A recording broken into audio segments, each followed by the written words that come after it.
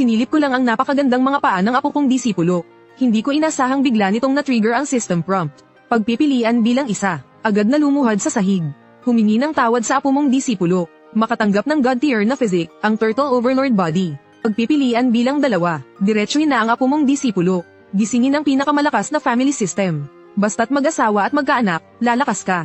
Anong kalokohan to? Ako ang ninuno niya. Pero, system, alam mo talaga ang gusto ko. Gagawin ko na ngayon. Ruyan, maghubad ka para sa akin. Makalipas ang 2.5 oras, si Leo Ruyan ay nanlalambot ang buong katawan. Nakatitig sa iyo ng may mapang-akit na tingin. Ang lahat ng ito ay nagsimula 1 taon na ang nakalipas. 1 taon bago ang mga pangyayaring ito. Isang disipulong babae na nagngangalang Leo Ruyan, na may pambihirang ganda at talento, ang sumali sa Yuntian Sect. Matapos makapasok sa Yuntian Sect at makita ang tunay na mundo, nagbago ang kanyang pananaw. Noon, si Leo Ruyan ay may kasintahan na nagngangalang Yetian. Dati, isa rin siyang henyo sa kanilang lugar. Ngunit sa mga nagdaang taon, natigil ang pag-unlad ng kanyang cultivation. Sa mata ni Leo Ruyan, ang kanyang kasintahan mula sa isang liblib na lugar ay hindi na nababagay sa kanya ngayon. Kaya ilang araw na ang nakalipas, kasama ang anak ko, pinuntahan nila si Yetian para kanselahin ang kasunduan sa kasal. At itong si Yetian ang itinakdang bida sa orihinal na nobela. Bilang isang transmigrator na kabisado ang nobela, alam na alam ko. Ang tunay na dahilan kung bakit natigil ang kanyang cultivation ay dahil sa singsing na suot niya mula pagkabata, kung saan nagtatago ang isang makapangyarihang nilalang mula sa sinaunang panahon. Alaunan, sa tulong ng makapangyarihang nilalang na ito, ilang taon lang ang lumipas, sinalakay ni Yetian ang Yuntian Sect. Ginamit ang Yuntian Sect bilang tuntungan upang tuluyang sumikat sa Tianlan Continent. Punyeta, itong walang kwentang anak ng dati kong katauhan, si Chen Chanyu, ay talagang salot sa pamilya. Pagkatapos, tiningnan ko si Chen Chanyu na nakaluhod sa sahig, puno ng pagnanais na pumatay ang aking mga mata. Elder Han, iparating mo ang utos ko. Simula ngayon, dalhin si Chen Chanyu sa likod ng bundok para magmuni-muni. Hindi siya pwedeng bumaba hanggat hindi niya nararating ang Kaikyao Realm. Matapos kong asikasuhin ang walang kwentang anak na ito, agad kong pinag-isipan kung paano haharapin ang Son of Destiny na iyon. Habang malalim ang iniisip ko, biglang may umalingaw na parang boses ng makina sa isip ko. Ting, natukoy na ang host ay isang marangal na Chino. I-type lang ang 3 emoji ng aso para ma-activate ang pinakamalakas na family system. Hindi lang nito kayang pahabain ang anumang parte ng katawan ng 15 sentimetro. Makakatanggap ka rin ng mga gantimpala mula sa system sa pamamagitan ng pag-aasawa, pagkakaroon ng mga kirida, at panganganak. Natukoy ng system na ang host ay kasalukuyang may isang supling. Natanggap ang Saint Grade Foundation Bone. Pagkasabi ng mga salitang iyon, malino kong naramdaman na bumilis ng higit sa doble ang aking cultivation. Habang dinarama ko ang lakas ng system na ito, isang mapanlokong ngiti ang sumilay sa aking mga labi. Mga bantay, papuntahin niyo rito si Leo Ruyan. Hindi nagtagal, isang babaeng may walang kapantay na kagandahan, na may kaba sa dibdib, ang pumasok sa bulwagan. Tinitigan kong mabuti si Leo Ruyan na nasa ibaba. Aaminin ko, may itsura talaga si Leo Ruyan. Napakaganda ng kanyang mukha. Maya-maya, nagsalita na ako. Ilang araw na ang nakalipas, pumunta ka raw kasama si Tian Yu sa Luoye City para kanselahin ang kasunduan sa kasal sa pamilyang Ye. Alam ko na ang tungkol dyan. Marahil ay hindi ninyo alam, na ang yumaong ninuno ng pamilyang Ye ay dati kong matalik na kaibigan. Ginamit ninyo ang pangalan ng Yuntian Sect para pumunta sa pamilyang Ye at kanselahin ang kasal. At pinilit silang yumuko sa inyo. Anong mukha pa ang ihaharap ko sa kaibigan kong iyon sa kabilang buhay? Ruyan, alam mo ba ang iyong kasalanan? Pagkasabi ko pa lang noon, biglang bumulwak ang isang malakas na aura mula sa akin. Dahil sa bigat ng aurang ito, napaluhod si Leo Ruyan sa sahig. Huminahon po kayo, ninuno. Handa po si Ruyan na magdala ng mamahaling regalo. At bumalik sa pamilyang Ye para humingi ng tawad. At ibabalik din po ang kasunduan sa kasal. Pagkatapos ay binawi ko ang aking aura at muling nagsalita. Ruyan, bibigyan kita ngayon ng 2 pagpipilian. Una, aalisin ko ang lahat ng iyong cultivation at palalayasin ka sa Yuntian Sect. Pangalawa, mula ngayon, ikaw ay magiging personal kong katulong.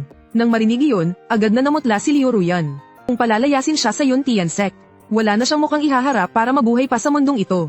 Kahit anong mangyari, ayaw na niyang bumalik pa sa lugar na iyon, sa Luoye City. Nang maisip ito, dali-daling nagsalita si Leo Ruyan. Ninuno, handa po si Ruyan na maging personal ninyong tagapagsilbi. Sana po ay mapatawad ninyo ang mga pagkakamali ni Ruyan, ninuno. Nang makita si Leo Ruyan na gumawa ng tamang desisyon, hindi ko maiwasang mapangiti. Kung gayon, umupo ka sa tabi ko. Tinitigan ni Leo Ruyan ang nag-aalab mong mga mata. Alam na niya kung ano ang susunod na mangyayari. Kahit may pag-aalinlangan sa kanyang puso, hindi siya nang ahas na lumaban. Sa isang iglap, lumitaw siya sa aking mga bisig. Nang makita ito, bakas ang takot sa mukha ni Leo Ruyan. Nakikiusap po ako, ninuno, kawan ninyo ako. Ruyan, Huwag kang mag-alala, tiyak na aalagaan kitang mabuti. Sa sumunod na sandali, umalingaw ang boses ng system sa aking isipan.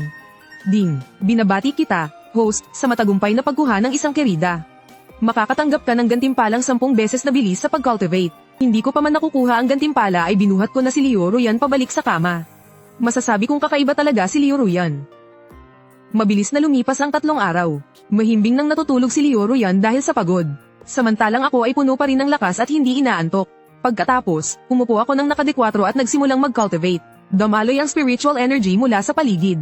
Sa Tianlan Continent, ang pagkakaroon ng cultivation sa Divine Treasury Realm ay sapat na para ituring kang isang Panginoon sa isang rehiyon. Kung hindi dahil sa isang espesyal na pagkakataon, baka habang buhay na akong hindi makaka-breakthrough. Ngunit ngayon, 4 na oras pa lamang akong nag-cultivate, at diretso na akong umangat sa ikalawang antas ng Divine Treasury Realm. Hindi ko na malayan, gising na pala si Leo Ruyan. Naramdaman niya ang nakakatakot na aura sa paligid at dali-daling nagsalita. Binabati kita sa iyong breakthrough, ni Nuno. Nang makitang gising na si Leo Ruyan, basta ko na lang siyang hinagisan ng isang space ring. Walang kamalay-malay na sumilip si Leo Ruyan sa loob. Agad siyang natigilan. Nakita niya na puno ang space ring ng mga spirit stones at 12 ng mga tableta. Sa Tianzuan Continent, napakamahal ng presyo ng mga tableta. Kahit pa ang Cloud Sky Sect ang Panginoon ng Tianlan Prefecture Model. Kahit ang pinakamahuhusay na disipulo ay nakakatanggap lang ng 1 o 2 tableta sa loob ng 1 buwan. Pero ngayon, binigyan ko siya ng ganoon karami. Ang mga gamit sa pagsasanay sa loob ng singsing na to ay sapat na sa kanya sa loob ng ilang taon. Ruyan, ngayong sumama ka na sa akin. Hinding-hindi kita pababayaan. Basta't magpakabait ka lang. At kapag naabot mo na ang kasukdulan ng Hautian Realm, ako mismo ang magtuturo sa iyo ng isang Zuan rank cultivation technique. Nang marinig ang sinabi ko, hindi napigilan ni Leo Ruyan na bumilis ang paghinga. Maraming salamat po, Lolo. Mula ngayon, paglilingkuran po ni Ruyan ng mabuti si Lolo. Nang maramdaman ang galaw ng Lolo, agad na namula ang magandang mukha ni Leo Ruyan. Hindi nagtagal, isa na namang tunog ang narinig mula sa silid. At ganoon nga, lumipas ang kalahating buwan. Sa loob ng kalahating buwan na iyon, hindi umalis si Leo Ruyan sa palasyo kahit isang hakbang. Sa umaga, sinasamahan ko si Leo Ruyan na magsanay. Dahil sa aking Saint Grade Spiritual Root at 10 beses na bilis ng pagsasanay. Sa loob lamang ng kalahating buwan, nalampasan ko ang ikalimang antas ng Divine Treasure Realm. Ang nakakatakot na bilis ng pag-unlad na ito ay talagang ikinagulat ni Leo Ruyan. Sa Tianlan Continent, sino mang umabot sa Divine Treasure Realm ay itinuturing ng isang Panginoon, kung walang sapat na swerte at talento para umangat ng isang maliit na antas. Aabutin ito ng hindi bababa sa ilang dekada, pero sa loob lang ng kalahating buwan, umangat ako mula sa ikalawang antas hanggang sa ikalimang antas ng Divine Treasure Realm. Sigurado si Leo Ruyan na kung kakalat ang balitang ito, tiyak na mayayanig ang buong Tianlan Continent. Pagkatapos, napansin niyang tapos na akong magsanay. Binabati ko po kayo sa inyong pag-angat, Lolo. Sa pamumuno ninyo, Lolo, tiyak na angat ang ating Cloud Sky Sect.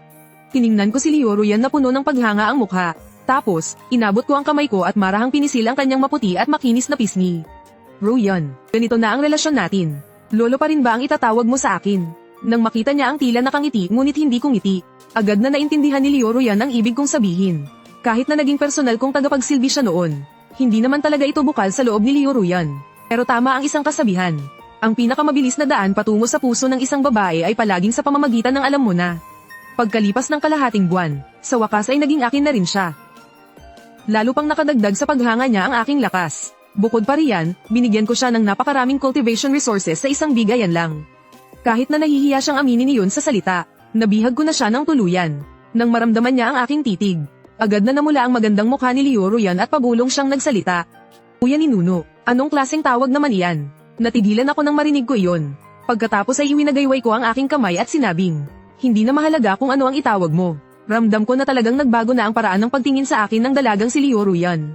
Pagkatapos, hindi ko na malayan na muli ko na palang kayakap si Leo Ruyan. Simula ngayon, hinding-hindi kita pababayaan. Maraming salamat po, Kuya ni Nuno. Pakiusap, Kuya maging banayad ka kay Ruyan. Pagkasabi niya yun, nagsimula na naman ang panibagong sagupaan sa loob ng silid. Lumipas ang ilang araw sa isang iglap. Isang araw, biglang may dumating na isang napakagandang babae na nakasuot ng puting mahabang bestida. Sakay ng isang lumilipad na espada, dumating siya sa labas ng tarangkahan ng Yuntian Sect. Nang makita ang pagdating ng napakagandang babae, agad na yumuko ang mga disipulong nagbabantay sa tarangkahan. Maligayang pagbabalik, aming punong maestra. Nang makita ang pagbati ng mga disipulo, bahagya lang tumango si Bai Luoyang. Agad siyang pumasok sa Yuntian Sect at nagtungo sa bulwagan sa pangunahing tuktok. Habang ako'y nasa labas, mayroon bang anumang mahalagang nangyari sa sekta? Nang makita ang pagbabalik ng punong maestra, nagmamadaling lumapit ang mga elder ng Yuntian sect. Nang marinig ang tanong ni Bai Luoyang, agad na sumagot ang isang elder. Bilang ulat po, punong maestra. Sa panahon po na kayo'y wala naman pong malaking nangyari sa sekta. Dahan-daang tumango si Bai Luoyang. At hindi na siya nagtanong pa ng kung ano-ano. Ngunit, biglang may isang elder na tila may naalala. Punong maestra, bagamat wala pong malaking nangyari sa ating sekta, mayroon naman pong ilang maliliit na bagay na naganap. Hindi pa po katagalan, biglang nag-utos ang ating ninuno. Ipadala si Young Sect Master Chen Chanyu sa likod ng bundok para sa solitary confinement. Hindi siya pwedeng bumaba ng bundok hanggat hindi niya nararating ang Kaikyao Realm. Nang marinig ito, agad na natigilan si Zi Luoyang. Solitary confinement sa likod ng bundok. Lagi namang paborito ni Master si Chen Chanyu. Bakit siya gagawa ng ganitong desisyon? Bahagyang kumunat ang noo ni Zi Luoyang. Agad siyang naglaho at lumitaw sa labas ng bulwagan sa tuktok ng bundok ni Chen Changsheng. Master, nang marinig ang boses ni Bai Luoyang sa labas ng bulwagan, agad na bumangon si Liu Ruyan na nakasandal sa aking mga braso. Tulala at kinakabahan ang kanyang itsura. Boses iyon ng Sect Master. Tumango ako, agad akong tumayo at lumitaw sa labas ng bulwagan. Si Zi Luoyang ang pinakahuling disipulo ng orihinal na may-ari ng katawan ko. Nang makita ko ang disipulong ito, hindi ko maiwasang matulala. Hindi ko akalain na ganito pala siya kaganda. Nakasuot ng puti, napakaganda niya na parang isang diwata. Hindi kalabisang sabihin na isa siyang diwatang bumaba mula sa langit. Mabilis kong binawi ang aking tingin. Nagsimula kong alalahanin ang mga nangyari kay Bai Luoyang sa orihinal na kwento. Isa si Bai Luoyang sa mga itinakdang pangunahing babaeng karakter. Kalaunan, para makahanap ng paraan para lumakas. Pumasok siya sa kaloob-looban ng kabundukan para labanan ng isang halimaw. Nang malubha siyang masugatan, iniligtas siya ni Yetian. Nagkaroon sila ng pagtingin sa isa't isa. Sa huli, naging isa pa si Bai Luoyang sa mga miyembro ng harem ni Yetian. Wala akong pakialam kung ano ang nangyari sa orihinal na kwento. Pero ngayong ako na ang ninuno ng Cloud Sky Sect, hindi ko pwedeng basta nalang ibigay ang maganda kong disipulo sa lalaking iyon. Pero kailangan ko pa ring pagplanuhan ng mabuti kung paano ko makukuha ang loob ni Zi Luoyang. Habang iniisip ito, nagsalita ako. Luoyang, may napala ka ba sa iyong pagsasanay sa labas? Master, nakakuha po ako ng ilang magagandang pagkakataon. Nakarating na po ang aking cultivation sa ika-8 antas ng Kaikyao Realm. Tumango ako. Pagkatapos, wala na akong masyadong itinanong. Nang makitang hindi ako nagsasalita, si Zi Luoyang na ang unang nagsalita. Master, narinig ko po sa mga elder na pinarusahan ninyo si Chanyu ng solitary confinement sa likod ng bundok. Tumango ako. Masyadong masama ang ugali ni Chanyu. Sana ay magbago siya dahil sa ginawa kong ito. Nang marinig ito, tumango si Bai Luoyang. Pagkatapos noon, hindi na inisip ni Luoyang ang tungkol kay Chen Chanyu. Sa halip, sinulyapan niya si Liu Ruyan na masunuring naglilingkod sa kanyang guro. Narinig ko po sa mga elder na halos kalahating buwan nang narito sa inyo si Qing Yao. Guro, ginagabayan niyo po ba si Qing Yao sa kanyang pagsasanay? Pagsasanay, hindi malaman kung ano ang pumasok sa isip ni Liu Ruyan. Bigla na lang namula ang kanyang magandang mukha. Nang marinig iyon, kalmado akong napangiti. Luoyang, tungkol nga pala kay Qing Yao. May magandang balita ako para sa iyo. Nakapagdesisyon na ako. Mula ngayon, si Qing Yao na ang iyong magiging inang guro. Ano? Nanlaki ang mga mata ni Luoyang at natulala siya. Pakiramdam niya ay baka nagkamali lang siya ng dinig. Ngunit nang makita niya ang pulang-pulang mukha ni Liu Ruyan, agad siyang hindi nakapagsalita bago siya umalis para sa kanyang paglalakbay. Napag-isipan na ni Luoyang na pagbalik niya sa sekta ay gagawin niyang personal na disipulo si Liu Ruyan. Pero, hinding-hindi niya inasahan na ang disipulong balak niyang kunin ay magiging kanya palang inang guro. Napatayo na lang doon si Bai Luoyang, gulong-gulo ang isip. Sa kanyang pananaw, maliban sa pagiging malambing kay Chen Chanyu, wala nang ibang kinahihiligan ang kanyang guro. Isa talaga siyang matapat at simpleng tao. Ngayon ay bigla na lang siyang nagdesisyong mag-asawa. Kung gayon, iisa lang ang posibleng dahilan. Siguradong may ginawang paraan ng babaeng iyon na si Liu Ruyan para makuha ang loob ng guro. Pero ngayong nakapagdesisyon na ang guro, wala na siyang magagawa. Sa sandaling iyon, inabot ko ulit ang kamay ko at kinurot ng bahagya si Liu Ruyan. Dahil dito, muling namula ang kanyang magandang mukha. Pero hindi pumalag si Liu Ruyan. Nananatili pa rin siyang maamo tulad ng kanina. Nang makita ito, napakunot noo si Luoyang na tila hindi na makatiis pa. Kaya naman nagsalita siya, Guro, kung wala na po kayong ibang iuutos, babalik na po muna ako para magsanay. Sige, mauna ka na. Huwag mong kalimutang isara ang pinto. Sa pag-alis ni Bai Luoyang, muli akong tumingin kay Liu Ruyan. Naantala tayo kanina, ngayon, ituloy na natin. Sa sumunod na sandali, naramdaman ni Liu Ruyan na nanghina ang kanyang katawan at agad siyang binuhat ni Chen Changsheng. Hindi na malayan, 1 buwan na ang lumipas. Iniwan ko si Liu Ruyan sa sekta para magsanay. Samantalang ako naman, dinala ko si Bai Luoyang sa pagtitipon para sa mga bagong miyembro ng sekta sa Tianyan City. Sa mga oras na ito, sa base ng Yuntian Sect, napakahaba na ng pila.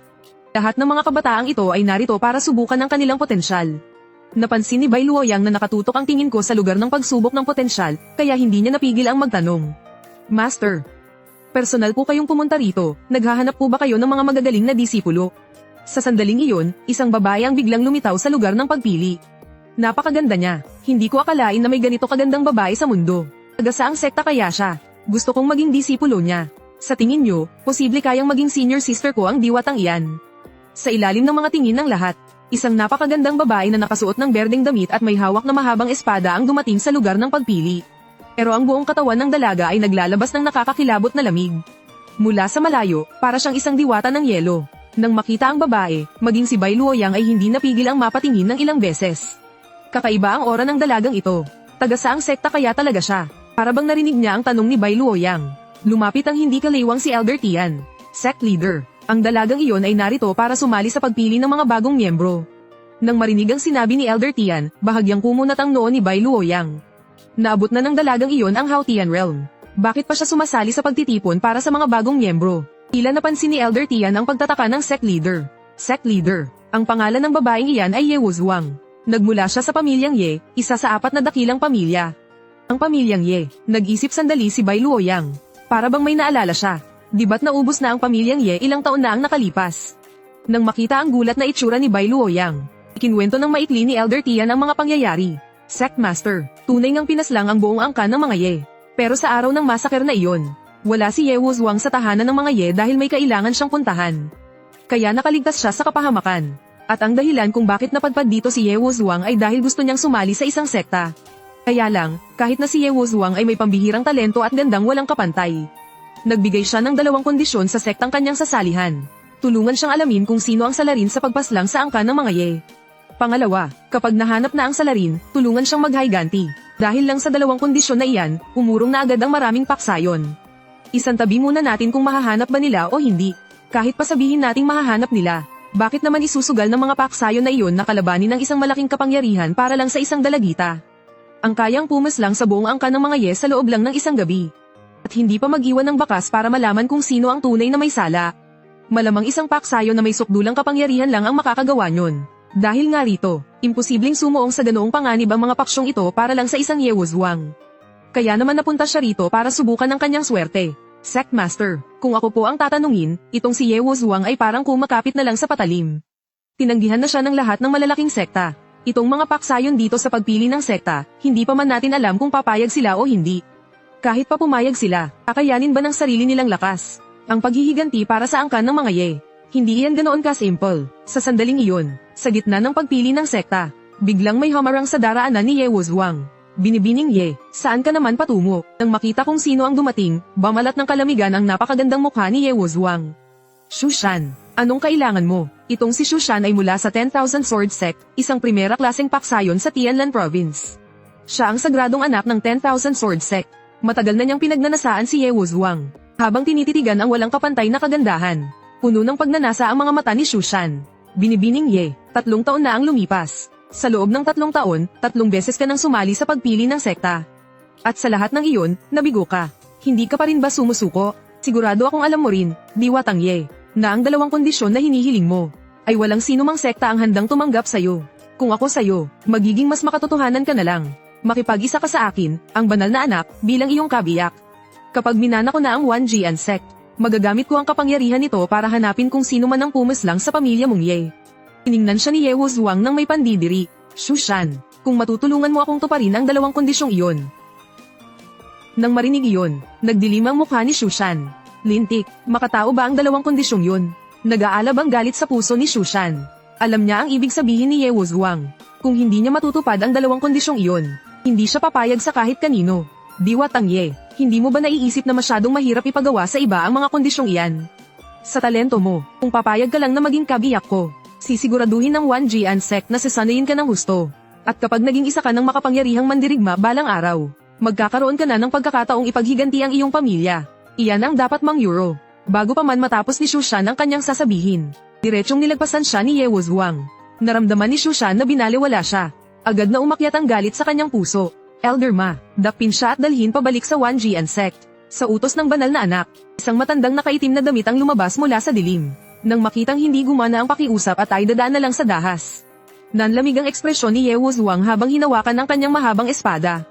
Noong akmang aatake na ang matandang nakaitim, tila may naramdaman siyang kakaiba. Biglang nagbago ng husto ang kanyang mukha.